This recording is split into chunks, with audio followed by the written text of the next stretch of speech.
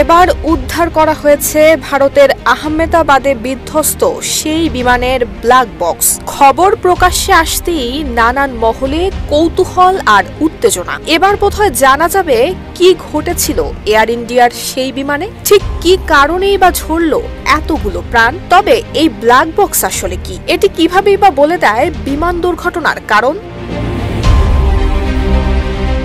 Black box এমন একটি যন্ত্র যাতে বিমান উড্ডয়ন থেকে শুরু করে অবতরণ পর্যন্ত সমস্ত ঘটনাই রেকর্ড করা থাকে। এটিকে বিমানের ফ্লাইট ডেটা রেকর্ডারও বলা হয়। নিরাপত্তার কথা বিবেচনা করে ব্ল্যাক বক্স সাধারণত বিমানের পেছনের দিকে রাখা হয়। এটি টাইটানিয়াম ধাতু দিয়ে তৈরি একটি টাইটানিয়াম বক্সে আবদ্ধ থাকে।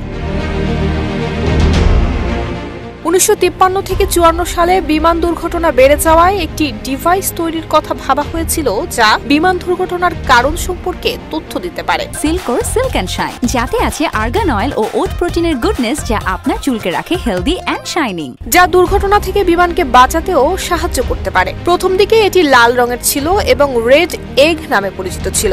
ডিভাইসটির ভিতরের দেয়ালগুলো ছিল কালো রঙের, তাই পরবর্তীতে এটি ব্ল্যাক বক্স নামেই পরিচিতি পায়। এই বাক্সে ফ্লাইটের দিক নির্দেশনা, উচ্চতা, জ্বালানি, গতি, টার্বুলেন্স এবং কেবিনের মধ্যকার নানান তথ্য থাকে। প্রায় 25 ঘন্টা ধরে 44 ধরনের বিভিন্ন ডেটা রেকর্ড করতে পারে এটি।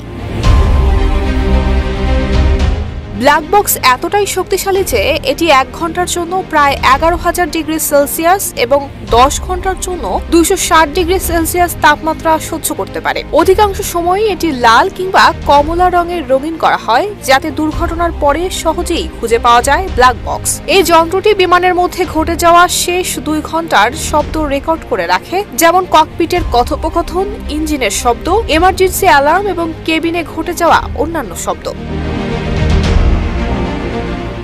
এই যন্ত্র বিদ্যুৎ ছাড়াই প্রায় 30 দিন পর্যন্ত কার্যকর থাকে এবং হারিয়ে গেলে সমুদ্র তল থেকেও শব্দ তরঙ্গ ছড়িয়ে দেয়, যা 2-3 কিলোমিটার দূর থেকেও শনাক্ত করা সম্ভব। এমনকি এটি সমুদ্র পৃষ্ঠ থেকে প্রায় 14,000 ফুট গভীরতায় থেকেও সংকেত পাঠাতে পারে। যদিও সবসময় ব্ল্যাক বক্স থেকে পূর্ণাঙ্গ তথ্য পাওয়া যায় না, তবুও এটি বিমান দুর্ঘটনার তদন্তে সবচেয়ে গুরুত্বপূর্ণ উপাদানগুলোর একটি হিসেবে বিবেচিত হয়।